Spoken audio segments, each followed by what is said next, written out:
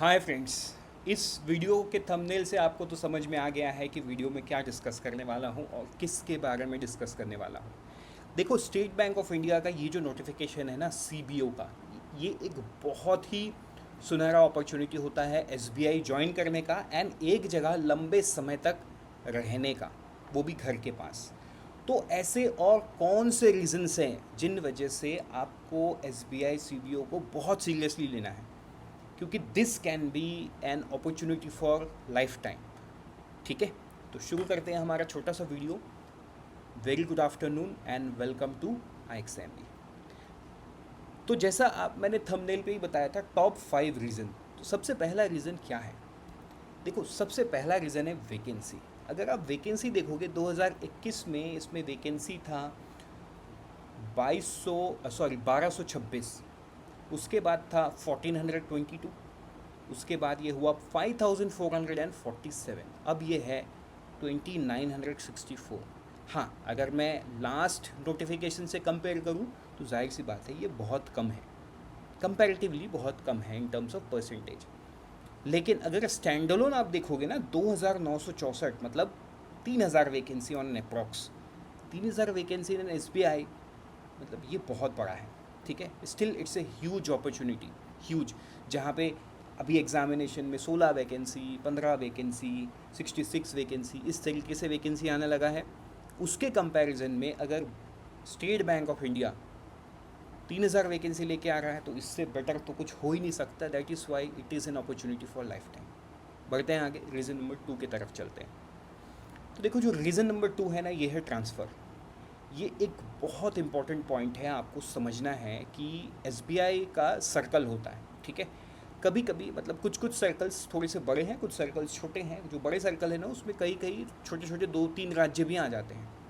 तो आपको एक सहूलियत इस एक पर्टिकुलर एग्ज़ाम में ये मिलता है कि आप एटलीस्ट 12 साल तक या स्केल 4 तक, SMGS स्केल 4, ठीक है, स्केल 4 तक आप एक ही सर्कल के अंदर में आपका ट्रांसफ़र होगा। मतलब आप कहीं ना कहीं अपने जो आपका होम स्टेट है या शहर है उसके आसपास ही आप पोस्टेड रहोगे 12 साल। तो ये एक बहुत बड़ा अपॉर्चुनिटी है। आई नो कि देखो, जब आप करियर के बारे में सोचते हो ना, तो आप ट्रांसफ़र के बारे में नहीं सोचते हो। But on the other hand you will also have to think multiple factors कि आगे जाके आप शादी करोगे, आपके बच्चे होंगे, उनका स्टेबिलिटी भी मैटर करता है। Whereas I am not denying the fact कि जिनका ट्रांसफरेबल है उनको स्टेबिलिटी नहीं है, उनको भी स्टेबिलिटी है। But every examination, every opportunity, you have to look from a different angle, and this is the different angle कि SBI CBO आपको 12 साल तक ऑलमोस्ट एक ही जगह आस पास रखेगा। बहुत बड़ा अपॉर्चुनिटी है, जहाँ पे लोगों का नॉर्थ से साउथ, साउथ से नॉर्थ ईस्ट या नॉर्थ ईस्ट से वेस्ट इंडिया पे ट्रांसफ़र होता है। वहाँ पे आप एक ही सर्कल में 12 साल तक रह सकते हो। उसके बाद स्केल 4 बनने के बाद आप ऑल इंडिया ट्रांसफरेबल बन जाते हो। ठीक है, तो आप ज्वाइन करोगे जूनियर मैनेजमेंट ग्रेड स्केल 1। ठीक है, तो एक चीज़ आपको समझना है, जो CBO है, circle based officer, this is very equivalent to a probationary officer. ठीक है, जो PO का सिलेक्शन होता है ना, PO में और SBI के CBO के जॉब रोल में कोई फ़र्क नहीं है। बस एक का नाम PO है, जो फ्रेश आउट ऑफ कॉलेज है, एग्ज़ाम देके वहाँ पहुँचते हैं, और आप थोड़ा सा एक्सपीरियंस लेके, थोड़ा सा अनुभव लेके बैंक पहुँचते हो। ठीक है, बाकी आपके पर्स क्या है ये मैंने आपको बता दिया, जो PO को नहीं है। करेक्ट? तो ये बहुत बड़ा चीज़ है जो आपको जानना ज़रूरी है, और इस पॉइंट को एक मोटिवेशनल फैक्टर की तरह यूज़ करना है और इस एग्ज़ाम की तैयारी में जुट जाना है। बढ़ते हैं आगे। नंबर 3 एंड नंबर 4 दोनों को एक साथ ही मैं बताना चाहता हूँ। तो अगर मैं नंबर 3 और नंबर 4 की बात करूँ, तो negative marking and sectional mark. देखो, जहाँ पे IBPS के ऑलमोस्ट हर एग्ज़ाम में आप स्ट्रैटेजी बिल्ड करते हो ये सोच के कि मुझे गलत नहीं करना है, क्योंकि गलत करोगे तो उसमें आपको पेनल्टी मिलेगा। लेकिन ये एक ऐसा एग्ज़ाम है जिसमें नेगेटिव मार्किंग है ही नहीं।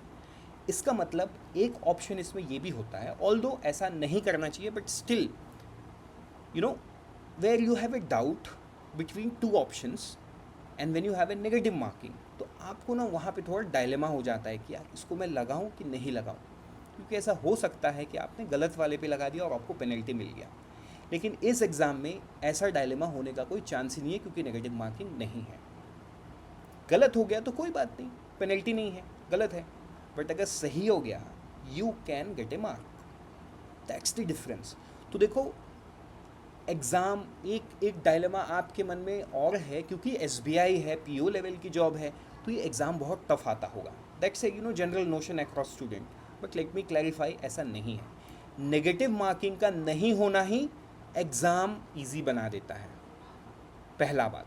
दूसरा बात कि इसमें आपको जनरल अवेयरनेस और बैंकिंग नॉलेज, देखो बैंकिंग नॉलेज मतलब आप ऑलरेडी बैंक में काम कर रहे हो, you are bringing an experience. हाँ, हो सकता है आपके डिपार्टमेंट्स अलग है, यहाँ पे थोड़ा सा आपको चीज़ों को पढ़ना पड़ेगा, but then again very short time पे बैंकिंग नॉलेज, जनरल अवेयरनेस जैसे सब्जेक्ट्स को पूरा कर सकते हो। We have an intro class scheduled in 2-3 days, which आप में से जितने लोग भी अटेंड करोगे आपको आइडिया मिल जाएगा कि कैसे इसकी तैयारी करते हैं, ठीक है। Computer aptitude again an easy thing, मतलब डे टू डे लाइफ में आज के दिन में एक फ़ोन भी कंप्यूटर बन गया है, ठीक है। तो बहुत सारा चीज़ नेचुरली आपको पता है, बहुत सारा चीज़ थोड़ा सा आप थोड़ी सी पढ़ाई करोगे, फिर पीडीएफ्स पढ़ोगे, क्लास अटेंड करोगे, हो जाएगा। इंग्लिश लैंग्वेज, तो इतने ही 4 सब्जेक्ट्स में ना आपका ये एग्ज़ाम निकल सकता है, जहाँ पे क्वांट्स नहीं है, रीजनिंग नहीं है। Quants is a subject I know most of you fear, and may be in your life time when you have fresh out of college आपने एसबीआई पीओ की तैयारी की थी, किसी न किसी वजह से शायद नहीं हो पाया, लेकिन आज ये सुनहरा मौका फिर से आपको मिला है एसबीआई सीबीओ के तौर पे, जहाँ पे without quants, without reasoning, without negative marking, without sectional marking आप एसबीआई में ऑफिसर बन सकते हो, ठीक है। तो आई होप ये वाला भी आपको क्लियर हो गया। कुछ भी आपको लगेगा कि सर ये वीडियो में क्लियर नहीं हुआ है, आप कमेंट सेक्शन पे लिखो, मैं खुद आपके एक एक कमेंट का जवाब दूंगा। 5वें रीज़न पे चलते हैं। देखो 5वां जो रीज़न है ना, this is the brand SBI.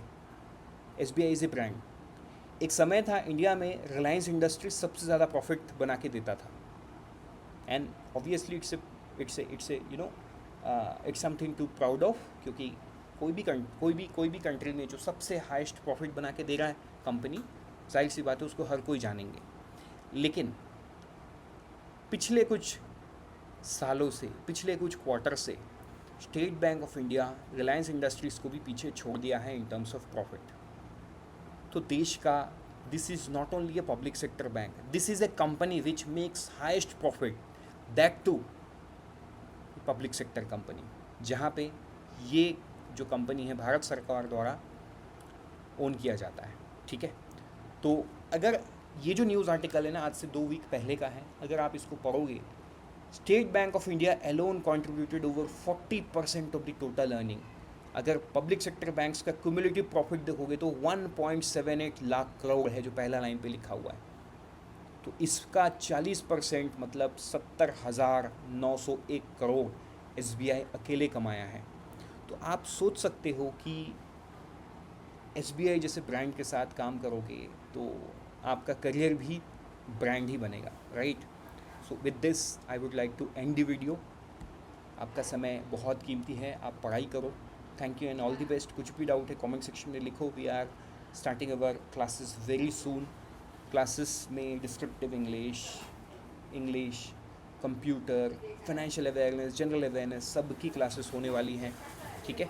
मिलते हैं आपको लाइव क्लास में, और थैंक यू।